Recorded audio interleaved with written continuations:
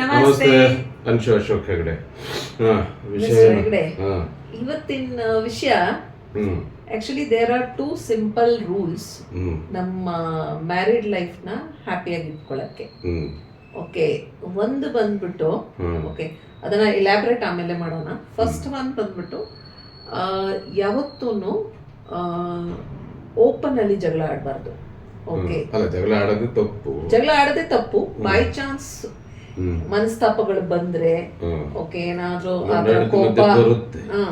ಆತರ ಕೋಪ ಏನಾದ್ರೂ ಇದ್ರೆ you should not publicly speak about it. ಅದು ಏನೇ ಇದ್ರು ಅದು 4 ಗೋಡೆ ಮಧ್ಯ ಯು ಹ್ಯಾವ್ ಟು ನಿಮ್ಮ ರೂಮಲ್ಲಿ ಸೆಪರೇಟ್ ಆಗಿ ಹೋಗ್ಬಿಟ್ಟು ನೀವೇನ್ ಜಗಳ ಆಡಂಗಿದ್ರೆ ಅಥವಾ you want to sort out the things that you have to do it in a private thing. Okay, so this is one thing.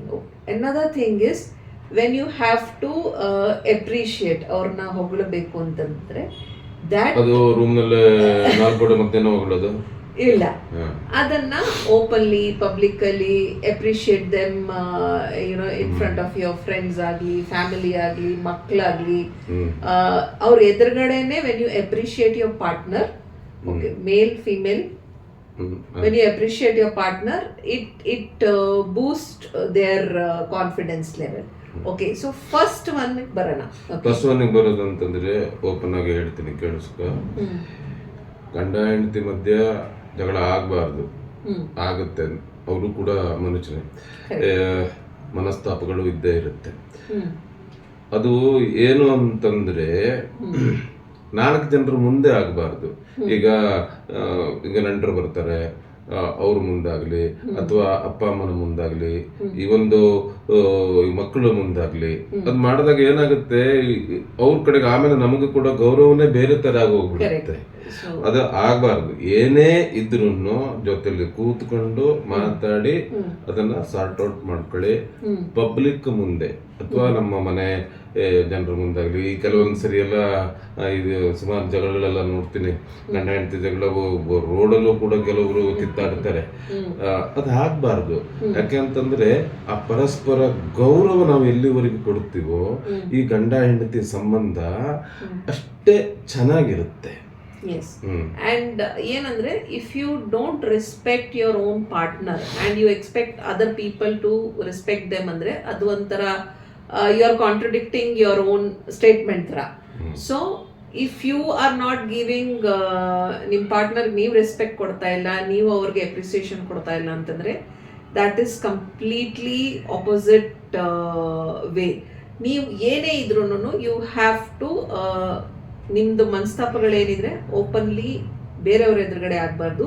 You have to speak to each other openly but in close doors. So ಅದೊಂದು. Next thing ಅಂದ್ರೆ appreciation, which is very important. ಅಂದ್ರೆ ಅದು close door ಅಲ್ಲಿ appreciation, close door ಅಲ್ಲಿ appreciation ಅಂತಂದ್ರೆ ಅದು ನಿಮ್ಮಿಬ್ರು ಮಧ್ಯದಲ್ಲೇ ಇರುತ್ತೆ. But you should know, you should let the world know, or your parents know, your friends know, or your relatives know, ಅಥವಾ ನಿಮ್ಮ ಮಕ್ಕಳ ಎದುರುಗಡೆ especially when you appreciate your partner, okay, that respect goes to the next level.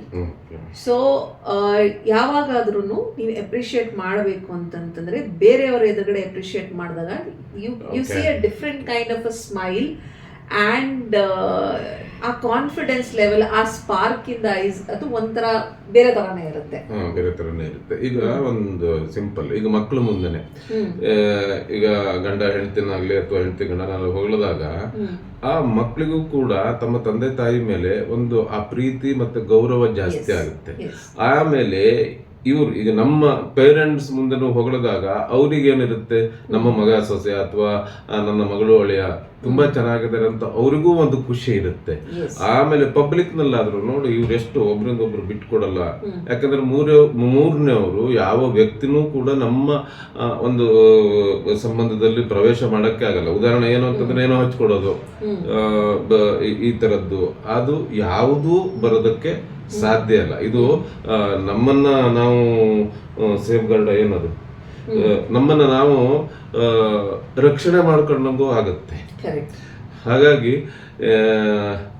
Gagan ಏನ್ ಹೇಳ್ದಂಗೆನೆ ಇದು ಎರಡು ಬಹಳ ಮಹತ್ವದ್ದು ಜೀವನದಲ್ಲಿ. Both are very good. One thing is in family life, in a relationship agli, family life ali, when you have kids, of course kids look up to you, they learn from you. If you ನೀವು ಅವ್ರನ್ನ ಹೇಗೆ ಅದನ್ನ ತೋರಿಸ್ಕೊಡ್ತೀರಾ, the same way ಅವ್ರೂ ಫ್ಯೂಚರಲ್ಲಿ ಹಾಗೆ ಮಾಡ್ತಾರೆ.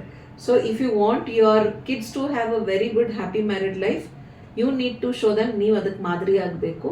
So think about this. If you are doing opposite of it, please change that pattern. ನಮಸ್ತೆ.